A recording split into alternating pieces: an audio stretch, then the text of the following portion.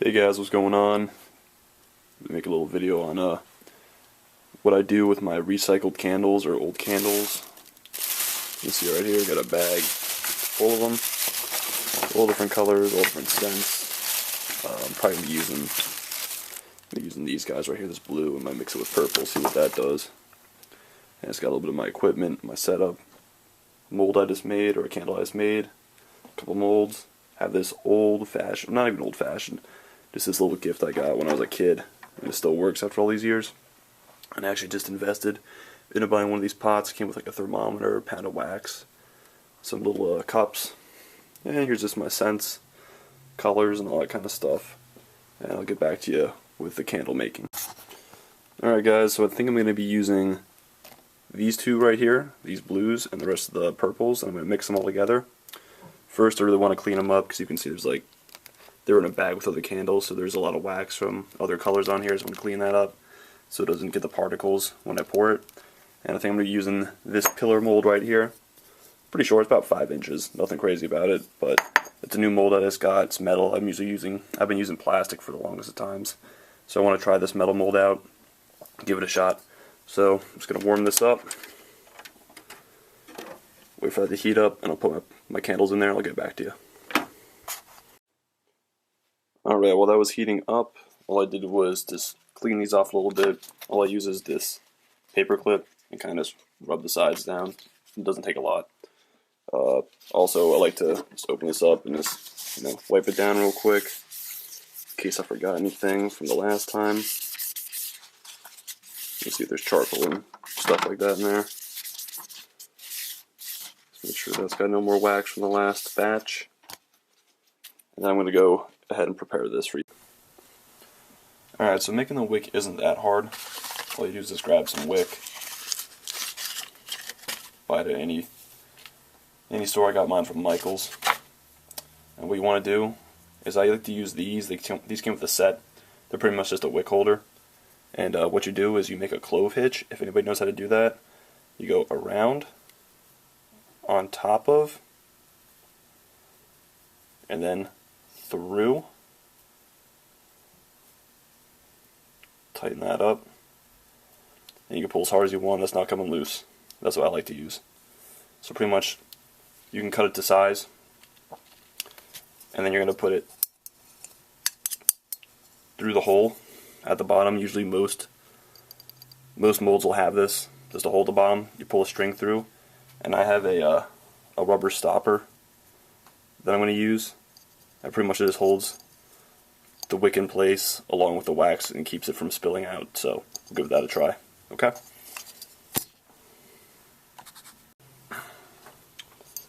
Little trick I like to do if you're having a tough time trying to get the wick through the hole is I like to use the wick holder. I'll put it over the hole like that. I'll just press it through. And just kind of keep feeding it through so I can get it. Reach inside of it.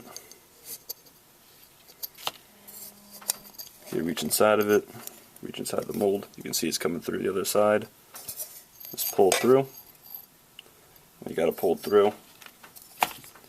That's when you can tie it with a clove hitch.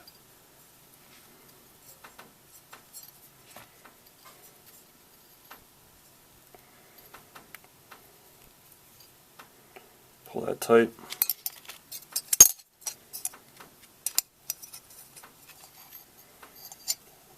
Okay, then you want to center it up. You kind of just eyeball it. Some molds will have holders for the wick holder, along with sights you can use to match it up to make sure it's perfectly centered, but for our purposes that looks pretty centered to me. What you do after that is then take the stopper, push it in really hard, and then you can just trim off the excess wick here and use it for another candle.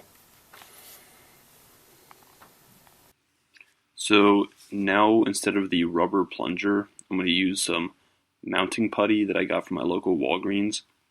I was watching a couple of videos, and I guess for the metal molds, the rubber putty or the rubber stopper doesn't work too well, it lets it leak.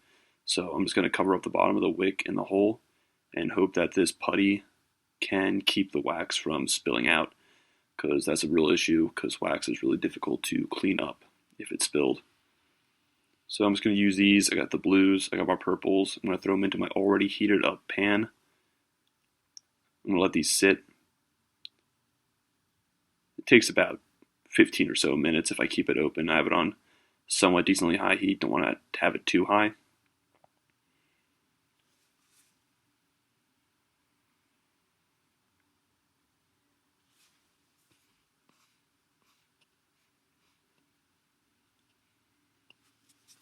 Normally I'd have this closed, but I wanted to show you guys the time lapse of the melting wax. This took about 15 minutes to sped it up for you.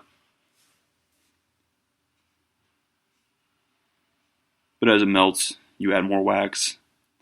What wax does, it expands when it gets heated, so it's going to fill up a majority of this pan, but when you actually pour it, it's going to solidify, and you'll see that you have a reduction in size. And I throw everything there. I throw the wick, I throw the candle itself, the whole candle in there. But I usually try to clean as much as I can off, because you'll see the bottom, the gunk kind of goes to the bottom of the pan and gets stuck.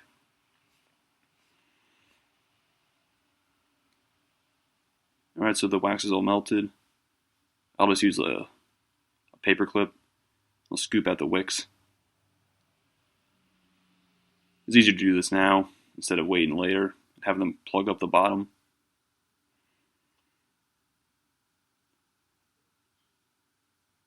And while you're doing it, stir up the wax. If you have any scents or colors, this would be the time to do it right before you pour, because scents will disappear the longer you have them in your heated wax. But these are already colored and there's no scent for this, so I'm just going to pour it as it is.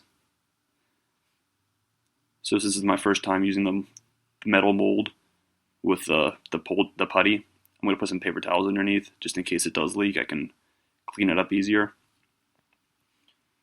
I'm going to line my mold, kind of put the wick off center because it does pour directly on top of that, so I don't want it to splatter all over the place.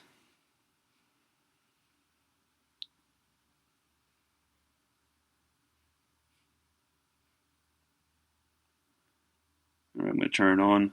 The problem I don't like about this configuration is you can see a lot of splatter, so that kind of, when you pull the candle out, you'll see that if it's not completely full, it's going to scrape on those little beads on the side, and you don't get a really smooth finish.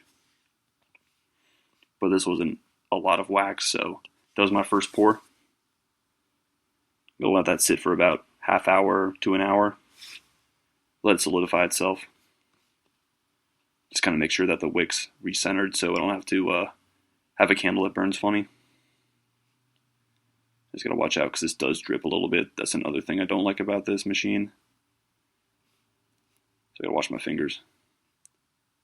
That's what I do. I just put that over top of it just to stop any drops from forming and splattering all over the place. Do my second pour right now. This is the half hour after I poured my first pour, so it's starting to solidify and sink. Just fill it up enough that I cover in the crater that's formed.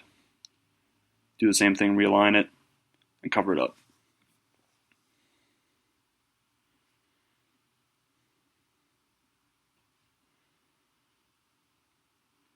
Okay, so now I'm going to do my third and final pour.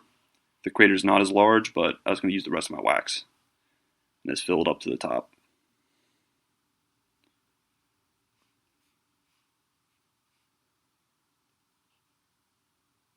Alright, you can see that's the end result. There's no more wax. I'm just going to clean it up. There's a lot of gunk down there. While it's still hot, it's easier just to get a paper towel and just clean that up. You don't want any of that sediment, that burned wick, that old paper, plastic, whatever's left in there. Alright, so I did the 3 pours. Cleaned out my machine. Let the wax sit overnight. You can see it's all hard and solidified. I should be able to get it right out.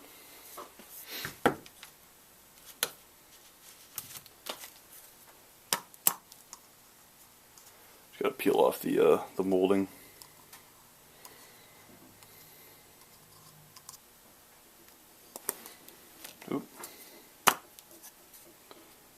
It's going to come right out.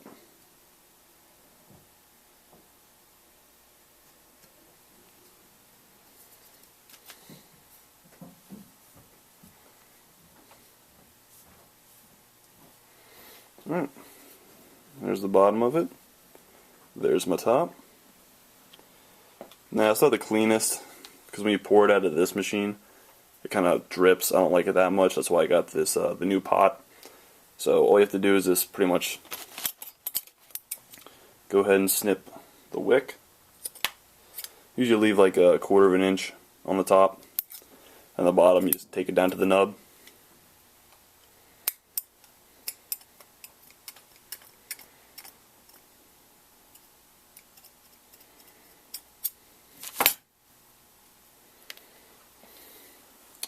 There you have it. That's the final product.